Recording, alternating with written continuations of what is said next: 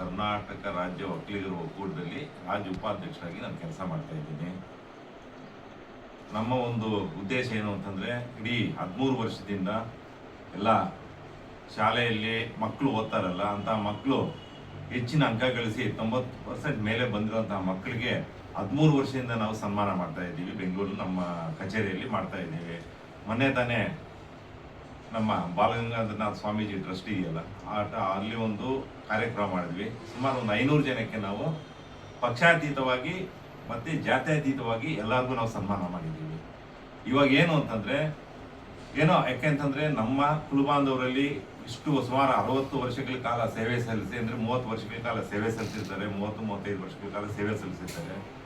ಅಂಥವರು ನಿವೃತ್ತಿ ಆದಮೇಲೆ ಅವ್ರನ್ನ ಗುರುಸುವಂಥ ಒಂದು ವ್ಯವಸ್ಥೆ ಮಾಡಿದ್ರೆ, ಅವ್ರಿಗೆ ಇಷ್ಟು ದಿವಸ ಅವರು ಕಷ್ಟಪಟ್ಟಿದ್ದಾರಲ್ಲ, ಶಿಕ್ಷಕರಾಗಿ ಪಾಪ ಎಲ್ಲ ಮಕ್ಕಳಿಗೂ ಪಾಠ ಹೇಳಿ ಅವ್ರದ್ದೇ ಆದಂಥ ಒಂದು ಇದನ್ನು ಬೆಳೆಸ್ಕೊಂಡು ಮಕ್ಕಳಿಗೆ ಒಂದು ಒಳ್ಳೆ ಭವಿಷ್ಯವನ್ನು ರೂಪಿಸಿರ್ತಾರೆ.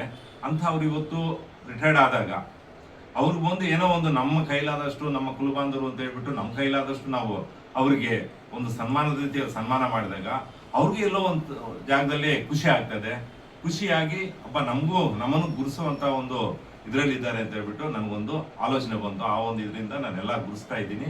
ಆದರೆ ನಾನು ಬರೀ ಶಿಕ್ಷಕರೇ ಅಂತ ಹೇಳ್ತಾ ಇಲ್ಲ, ನಮ್ಮ ಕುಲಬಾಂಧವರಲ್ಲಿ ಯಾರೇ ಆಗಲಿ ಸರ್ಕಾರಿ ಕೆಲಸದಿಂದ ನಿವೃತ್ತಿ ಹೊಂದಿರುವಂತಹ ಎಲ್ಲ ಅಧಿಕಾರಿಗಳಿಗೂ ಕೂಡ ನಮ್ಮ ಗಮನಕ್ಕೆ ಬಂದರೆ ಖಂಡಿತವಾಗ್ಲೂ ನಾವು ಮಾಡ್ತೀವಿ. ಇವಾಗ ಚಿಂತಾಮಣಿಯಲ್ಲಿ ಕೂಡ ನಮ್ಮ ಸ್ನೇಹಿತರಾದಂಥ ನಮ್ಮವರೇ ಆದಂಥ ಶಿವಾರೆಡ್ಡಣ್ಣವರು ಕೂಡ ನಿವೃತ್ತಿ ಹೊಂದಿದ್ದಾರೆ. ನಾಳೆ ಅಲ್ಲಿಗೂ ಹೋಗ್ತೀವಿ, ಅಲ್ಲಿ ಅವ್ರಿಗೂ ಒಂದು ಸನ್ಮಾನ ಮಾಡಬೇಕು ಅಂತ ಹೇಳ್ಬಿಟ್ಟು ಅಂದ್ಕೊಂಡಿದ್ದೀವಿ. ನಿಜವಾಗ್ಲೂ ಯಾಕೆಂತಂದರೆ ಈ ಒಂದು ಇದರಲ್ಲಿರುವಂಥ ಸಂತೋಷ, ಯಾಕೆಂದರೆ ಅವರು ಎಷ್ಟೋ ಜನಕ್ಕೆ ಜೀವನ ಕೊಟ್ಟಿರ್ತಾರೆ. ಇವಾಗ ಎಷ್ಟೋ ಜನ ಮಕ್ಕಳಿಗೆ ವಿದ್ಯಾಭ್ಯಾಸ ಕೊಟ್ಟು ಇವತ್ತು ಅವ್ರು ಎಲ್ಲಿ ಯಾವ ಮಟ್ಟದಲ್ಲೂ ಬೆಳೀತಾ ಇರ್ತಾರೆ. ಅವಾಗ ಇಂಜಿನಿಯರ್ಗಳಾಗಿರ್ಬೋದು, ಡಾಕ್ಟರ್ಗಳಾಗಿರ್ಬೋದು, ಇಲ್ಲ ಯಾರು ಉದ್ಯಮಿಗಳಾಗಿರ್ಬೋದು, ಬೆಳೀತಾ ಇದ್ದಾಗ ಅಂಥವ್ರ ಕುಟುಂಬಗಳು ಎಷ್ಟು ಚೆನ್ನಾಗಿರ್ತವೆ. ಅಂಥವ್ರಿಗೆಲ್ಲ ಒಂದು ವಿದ್ಯಾದಾನ ಮಾಡಿರ್ತಾರಲ್ಲ, ಅಂಥವ್ರು ಮೊದಲು ಪ್ರಾಮುಖ್ಯತೆ ಕೊಡಬೇಕು ಅಂತ ಹೇಳ್ಬಿಟ್ಟು ನನ್ನ ಮನಸ್ಸಿಗೆ ಅನಿಸ್ತು. ಅದರಿಂದ ಅವ್ರಿಗೆ ನಾವು ಒಂದು ಸನ್ಮಾನ ಮಾಡಿ ಅವ್ನ ಗೌರವಿಸುವಂಥ ಒಂದು ಗೌರವದಿಂದ ನಾವು ಅವ್ನ ಗೌರವಿಸ್ಬೇಕು ಅಂತ ಹೇಳ್ಬಿಟ್ಟು ಒಂದು ಉದ್ದೇಶ ಬಂದು ಇವತ್ತು ನಾನು ಅವ್ರಿಗೆ ಸನ್ಮಾನ ಮಾಡೋಕ್ಕೆ ನಾನು ಬಯಸ್ತಾ ಇದ್ದೀನಿ.